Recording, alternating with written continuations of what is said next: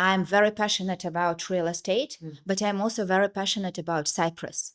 I moved myself 24 years ago and I love it. I can see all the good things, I can see all the bad things, but I still love it.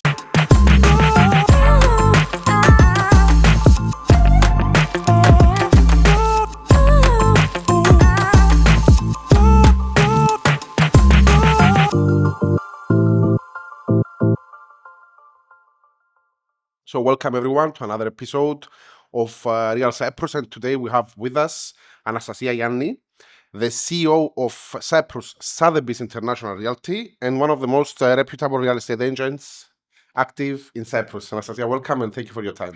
Thank you guys for invitation. I'm very excited to be at the beginning of your 100% very interesting and amazing journey. Thank you. Thank you for coming. Kyriakos? So yeah, Anastasia, thank you very much for being here. You are, as Alexander said, probably one of the most knowledgeable, for sure, real estate agents that we have. I mean, from the side of the developer, we deal with many, and I don't think that there's a lot of people in the market with your knowledge. So if we can start slightly with a small introduction on yourself, your first steps in the market, and obviously your firm. Thank you very much for such kind words. And in a way, all my life in Cyprus has been connected with real estate. And it's something that I love. You cannot do something for so many years if you don't love it. I love it. My character is very curious and inquisitive. So if I love something, I want to learn a lot about it. So by now, I've been in Cyprus real estate for 23 years. For 17 years, I worked on the side of developer. And I think this experience really helps me a lot. And it also, I believe, makes our agency unique because we have expertise both from the developer side. We understand how the new build market is working, what is involved in construction, but also from the agency side. So I think that we combine these expertise as an agency. Myself, I finished master in real estate, so it's not only practical but academic knowledge. I passed my license exam as well, which is another challenge. But again, the most important, I love it. I want to go into details. I want to understand what is happening, why is it happening. So I think that that's the most important part. And I'm bringing these values to our company as well. Our company, Sotheby's, Cyprus Sotheby's International Realty, has been operating in Cyprus for 5 years. And now we're operating in all the cities. We have offices Paphos, Limassol, the whole team in Larnaca and Famagusta. And we are bringing the same values of knowledge, of expertise to our clients as well. Nice. Thank you. Very nice. And it's true, like sometimes when we discuss with the team and we say we have a new case, whenever your or your firm's name comes up, it's like for us it's okay. It's Sotheby's clients, Anastasia's client. We know that She will handle it. yeah, things are gonna. Thank you. We're trying. We're trying, but I think that what is exciting, there are still so many things to do. So amazing. So, Anastasia, what are the current trends you're seeing in the Cypriot real estate market?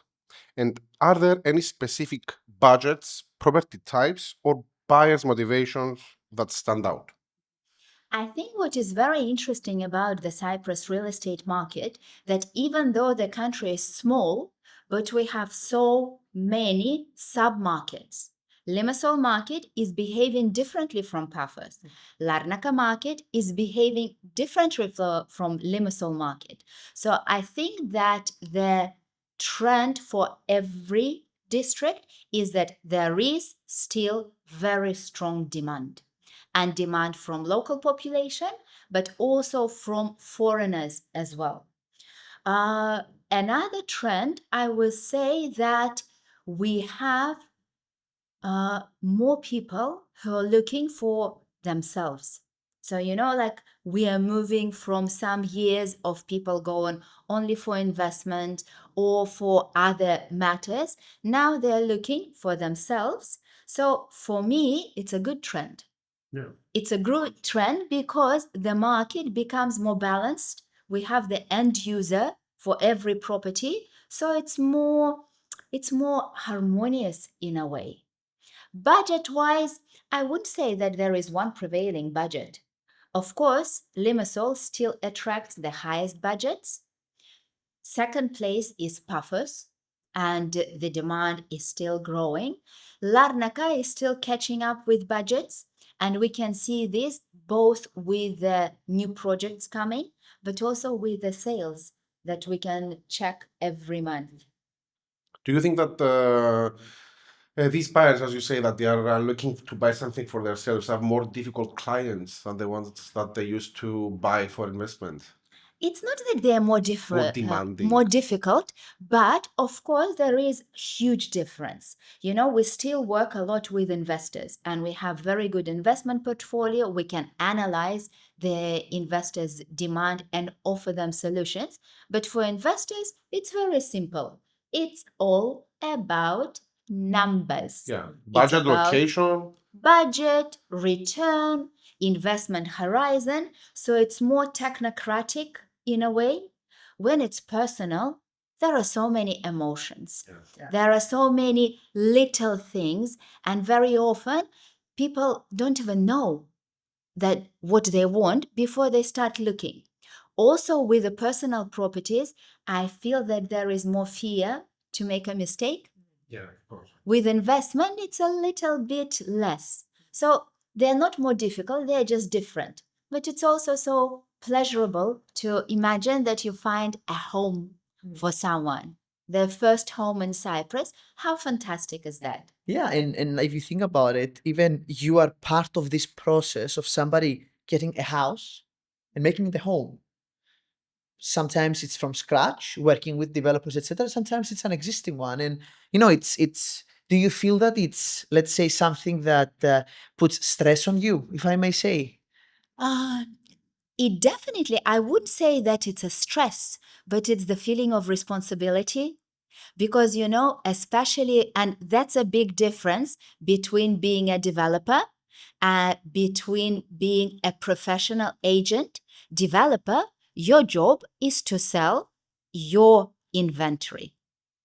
As an agency, as an agent, if you're professional, you need to listen to the client, you need to understand their specific requirements and find it from all the options in the market. So responsibility is quite high. And basically, we see now that, as you mentioned, it's all about numbers for investors, etc., etc. We see a lot of people, as you said, moving to Cyprus, and therefore the kind of requests, the demand changes. Besides, let's say, the obvious facts of the real estate market, so besides the numbers, what other benefits do you believe are attracting people to Cyprus versus other options? Again, I'm very passionate about real estate, but I'm also very passionate about Cyprus. I moved myself 24 years ago and I love it. I can see all the good things, I can see all the bad things, but I still love it. And like if we're talking about the general attractions, I think that, of course, the quality of life is number one. Lifestyle in Cyprus, if you feed, I think it's one of the best in the world. You have the weather, you have the safety, you have friendly environment, you have amazing food, you have good education. So it's the whole package. And then if we put on top of it amazing taxes and amazing saving from the taxes, amazing business options. So I think that overall it's a very balanced option.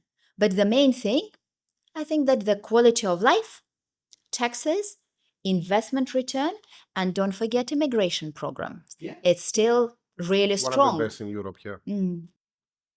What challenges or obstacles do you face in the industry? And in your opinion, how can these obstacles be addressed to improve the market and its growth potential? I think that when we are talking about obstacles and challenges, I think it's part of any industry. But I think that we definitely, especially this year, and especially with the new build, I think we face huge bureaucratic challenges. Yeah, I'm I'm sure smiling that you because would agree. yeah. I can't count the number of nights I couldn't sleep because it's the uncertainty, right? In business in general, when you know the rules of the game, you're fine. You align yourself. But when you don't know and the rules keep changing as you are progressing, yeah, it can be a bit stressful. 100%. And like now, I'm not going to address the big issue, like, the challenges of the geopolitics, the challenges of the world. Let's not go there because we cannot control it. And I think that Cyprus is lucky because Cyprus attracts buyers from so many countries. So it's always like if something goes wrong in one We country, can't shift. they come to Cyprus so we can move. But challenges bureaucracy. Of course, banks are challenging. And again, like what you said, Kyriako, is so right. It's not, nobody is saying about doing things wrong. It's just like about, guys, just give us the set of rules and stick to those rules. Yeah. So I think that these are the big ones. You know, it's interesting because people don't appreciate that no is an answer.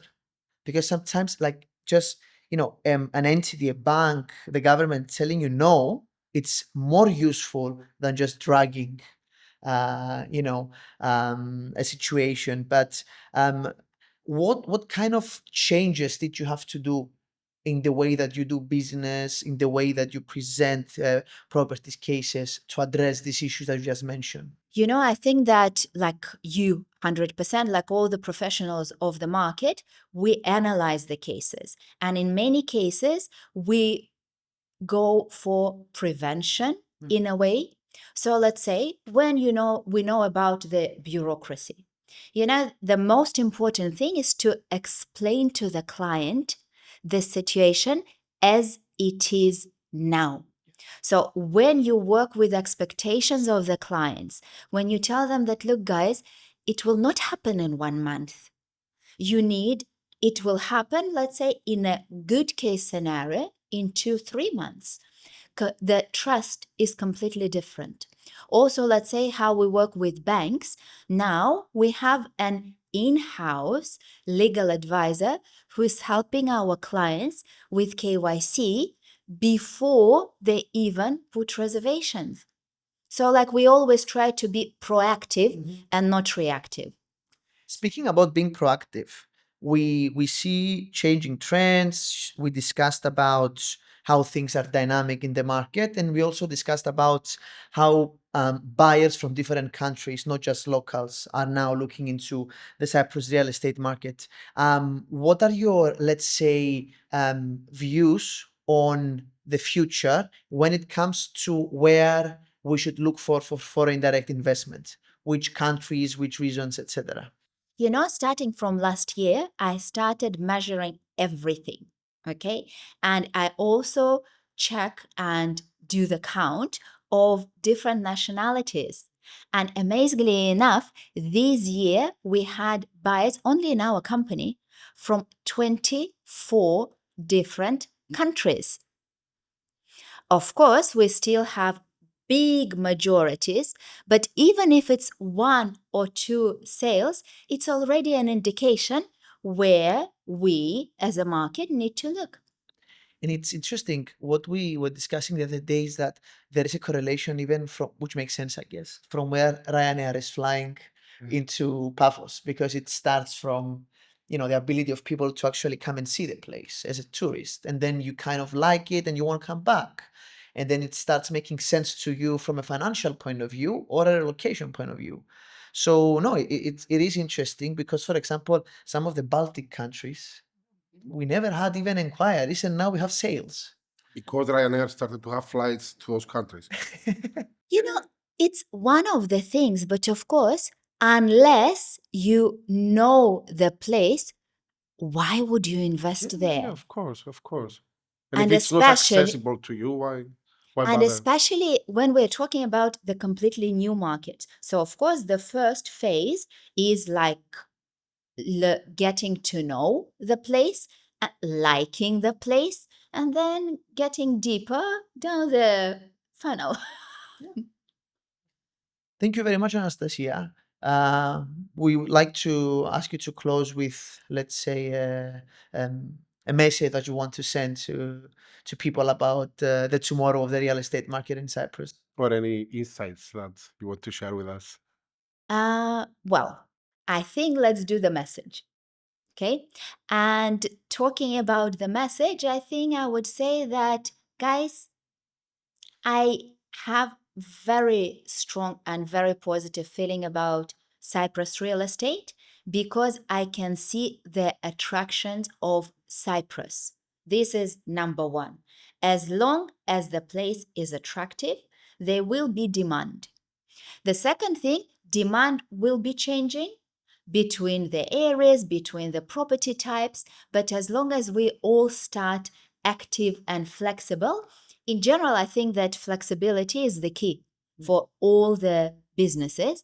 But the main key is we need to offer value.